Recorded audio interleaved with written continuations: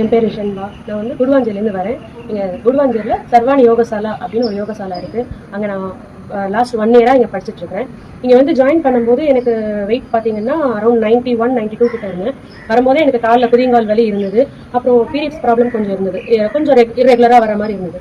அப்போ டாக்டர்கிட்ட செக் பண்ணுறச்ச நீங்கள் வெயிட்டை கம்மி பண்ணாதான், பாடி வெயிட் கம்மி பண்ணால் உங்களுக்கு கால் வலி அதெல்லாம் சரியாகும். அதே மாதிரி பீரியட்ஸும் ரெகுலராக ஆகணும்னா நீங்கள் எக்ஸசைஸ் பண்ணணும், வெயிட்டையும் கம்மி பண்ணணும். நாங்கள் அப்போ நான் என்ன பண்ணலாம் அப்படின்னு யோசிச்சுட்டு இருக்கும்போது தான் இங்கே வெயிட்டை ரெடியூஸ் பண்ணால் அப்போ வந்து இங்கே பார்க்கும்போது நான் இந்த யோகசாலாவில் வந்து ஜாயின் பண்ணேன். அப்போ என்னோட இஷ்யூஸ் எல்லாத்தையும் சொல்லும்போது மேம் அதுக்கேற்ற மாதிரி லெக் எக்ஸசைஸ், நீ பெயின் குறையிறதுக்கு, ஃபுட் பெயின் குறையிறதுக்குலாம் ஃபர்ஸ்ட் ரெகுலராக வார்ம் அப் பண்ணிட்டு அதனுடைய ஆசனாஸ்லாம் சொல்லி கொடுத்ததுக்கு அப்புறமா எனக்கு வெயிட் வந்து கொஞ்சம் கொஞ்சமாக ரெடியூஸ் ஆக ஆரம்பிச்சது.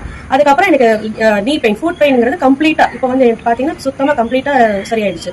இப்போ என்னால் வெயிட் குறைஞ்சிருக்கேன் அப்படிங்கிறது மட்டும் இல்லாமல் என்னுடைய மசில்ஸ் இன்ச்சஸ் வந்து குறையிறதையும் நான் என்னால் ஃபீல் பண்ண முடியுது.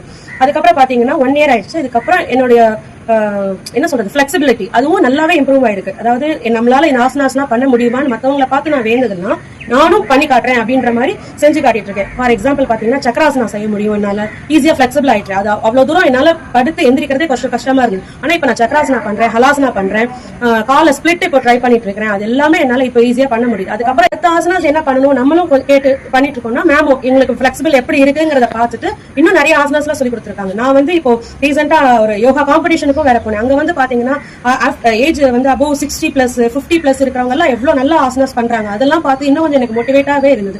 சோ அகைன் வந்து இனி இன்னமும் அவங்களாம் பண்றாங்கன்னா நம்மளால என்ன பண்ண முடியும், இவ்வளவு தூரம் ஃபிளெக்சிபிள் ஆயிருக்கு. சோ இன்னமும் நம்மளால முடியும்னு சொல்லிட்டு நிறைய ஆசனாஸ் இன்னமும் நான் கத்துட்டே இருக்கேன். சோ நீங்க இது என்னாலே முடியும்னா மத்த எல்லா உங்களாலையும் கண்டிப்பா முடியும். சோ எல்லாருமே யோகா கத்துக்கோங்க, ஃபிளெக்சிபிளா இருக்க பாருங்க, ஹெல்தியா இருக்க பாருங்க. நன்றி, வணக்கம்.